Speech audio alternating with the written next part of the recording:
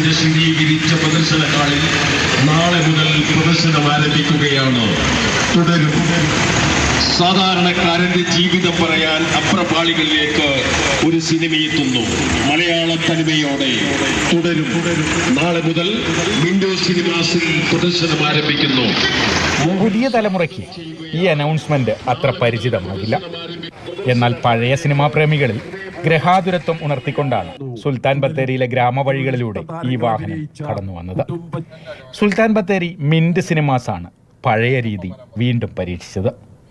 പണ്ട് നമ്മുടെ ചെറുപ്പകാലങ്ങളിൽ നമ്മളെല്ലാവരും കണ്ട് പരിചരിച്ചൊരു സിനിമ പ്രൊമോഷൻ രീതിയാണ്. ഇന്ന് ഒരുപാട് മാറിപ്പോയി. ഇപ്പം സോഷ്യൽ മീഡിയ പ്രൊമോഷൻസ് ആണ്.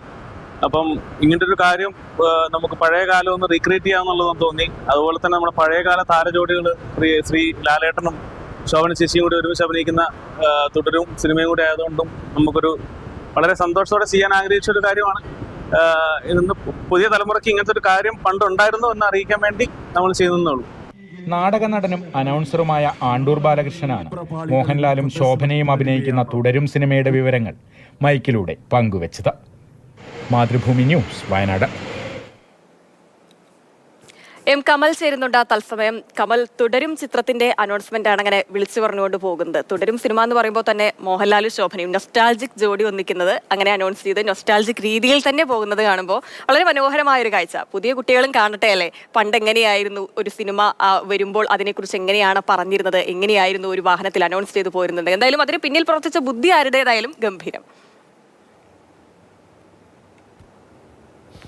തീർച്ചയായും ഹിമ, അതൊരു വളരെ ഗംഭീരമായ ബുദ്ധി തന്നെയായി. കാരണം ഇതുപോലൊരു സിനിമ മലയാളത്തിലെ പഴയ മുതിർന്ന ആളുകളൊക്കെ വളരെ പ്രതീക്ഷയോടെ കാത്തിരുന്ന ഒരു സിനിമയാണ് മോഹൻലാലും ശോഭനയും വീണ്ടും എത്തുന്നു എന്ന് പറയുമ്പോൾ. അപ്പോൾ അതിനെ അത്തരത്തിൽ നൊസ്റ്റാൾജിയ ഉണർത്തുന്ന ഒരു പ്രൊമോഷൻ രീതിയിലൂടെ അവതരിപ്പിച്ച ബുദ്ധി മിന്റ് സിനിമാസിൻ്റെയും അതിൻ്റെ ഉടമകളുടെയും ഒക്കെയാണ്. എന്തായാലും അത് വളരെ ഗ്രഹാതുരത്വം ഉണർത്തുന്ന ഒന്നായി. പണ്ട് നമ്മളൊക്കെ ആ കാലത്തെ ഒരു കാഴ്ചയായിരുന്നു. അതായത് പാടത്തൂടെയൊക്കെ പോകുന്ന ഗ്രാമവഴികളിലൂടെ ഒരു ജീപ്പോ ഒരു പഴയ അംബാസിഡർ കാറോ സിനിമയുടെ പോസ്റ്റർ ഒക്കെ ഒട്ടിച്ച് സിനിമയിലെ വിശേഷങ്ങളും താരങ്ങളുടെ പേരൊക്കെ വിളിച്ചു പറഞ്ഞുകൊണ്ട് പോകുന്നു.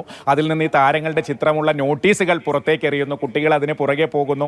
അതൊക്കെ അത്തരത്തിൽ ഒരു കാഴ്ചയായിരുന്നു. അത് പുതിയ തലമുറയ്ക്ക് പരിചിതമല്ല. അത് ഒരിക്കൽ കൂടി അത്തരത്തിലൊരു കാഴ്ച കൊണ്ടുവന്നിരിക്കുകയാണ് സിനിമയുടെ പ്രമോഷന്റെ ഭാഗമായി. എന്തായാലും അതൊരു ഗംഭീര ഐഡിയ തന്നെയായി ഹിമ.